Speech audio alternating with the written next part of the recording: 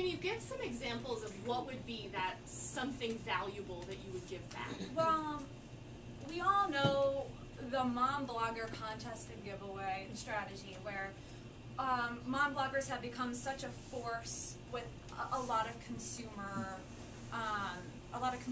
programs. So nowadays I'm hearing, what about moms? Should I have a webinar for the moms? What can we give the moms? They love products. Let's give the moms some product. And it's true, a lot of the mom bloggers do have a whole product component where it's kind of a tit for tat. Yeah, we'll write about your product, but what freebie are you going to give me for myself, or what are you going to offer me to offer my readers in return for, you know, giving a hoot about what I just posted about you.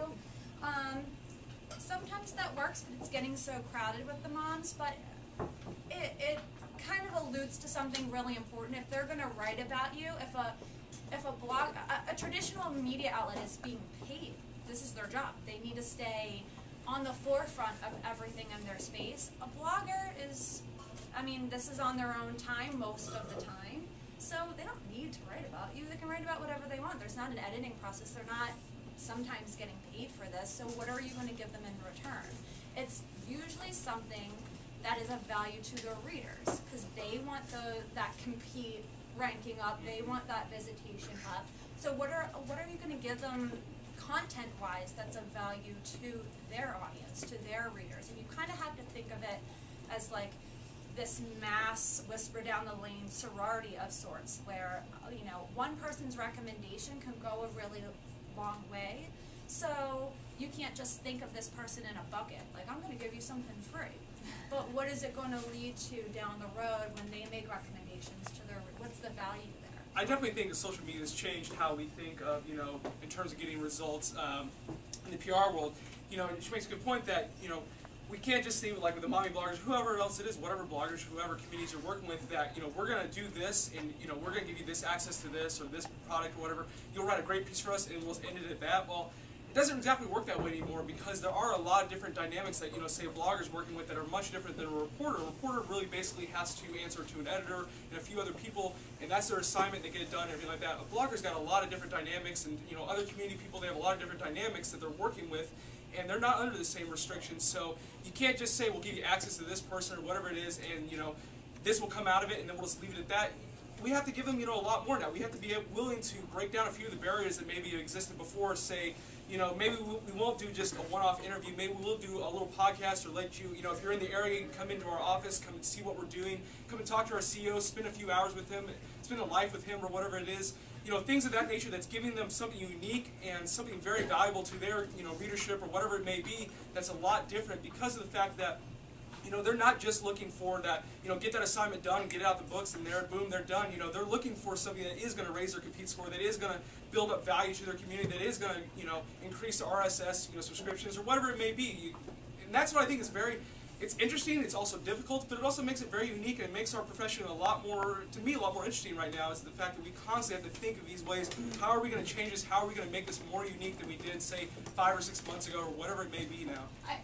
There's a few interesting things going on here that I want to talk about. One is that I'd love to know from your agencies, how many of you are doing just B2C stuff versus B2B? Is it B2C? Mainly product? Okay. Yeah, a mix. I have one B2B client right now. I'm about a third B2B, 2/3 B2C. Okay, so, because for a lot of us who are looking at social media, we don't have products to offer up necessarily for review. Oh yeah. In that regard, I think like what you guys are talking about is that, I guess it's kind of a buzz phrase, is added value, but immediately what people jump to when they think of added value is giving something away, and not everybody has something to give away, or at least give something away that people want. So it's really about looking to what else can we add, what else can we give people that they want, so that they have a reason to engage with us, to use another overused buzzword. But that they have a reason to fan us on Facebook or follow us on Twitter. Like, besides coupons, besides discounts, besides things of physical or monetary value, there's customer service, there's content, and becoming an industry authority and providing people with valuable content. There are other options out there besides just giving things to bloggers or having contests and giving things away. That's probably I think what is often overlooked, not necessarily the customer service aspect, but it's very easy to think of like the one or two few things that are explicitly valuable and readily understand. People understand that oh yeah, this is worth something. I'll follow them because I get a direct discount. But there's a bigger picture out there of like what impact are you making, and people. It might take a little bit more time, but people will see the value that you're adding, even if it's not through products. I have a question for everybody here, real quick. This is something. Your job. Sorry, I was thinking about this. I was reading Peter Himmler. I'm not sure, he might be in the crowd. I'm not sure, but he had a great post the other day about Apple with Steve Jobs announcing the iPad, and the fact that Apple basically they still work. Their PR basically still works under a very old assumption that we only protect Steve at the utmost authority. You have no other access other than say a Walt Mossberg or somebody like that. No one else can get in. Even part of it said that PR reps wouldn't even give away their name or spell their name to reporters because they didn't want to give them that access. What does everybody think about the fact that Apple, one of the largest, most well-known brands in the world, with something like the iPad launch would only allow a few select people to interview Steve Jobs and to talk about specifics of that. In the age of transparency, how does that hold up now? I'm just curious about everybody's thoughts. Well, I think it's helpful for some launches and something as exclusive as the iPad for sure. But in other cases, it's better to be open. But I think in Apple is a very Can you speak up? sorry. I think it's very unique in Apple's case because they are such a big company. But for most people, that wouldn't be a good option. I think you need to be very open and available to people, at least with social media. I think I would definitely echo that.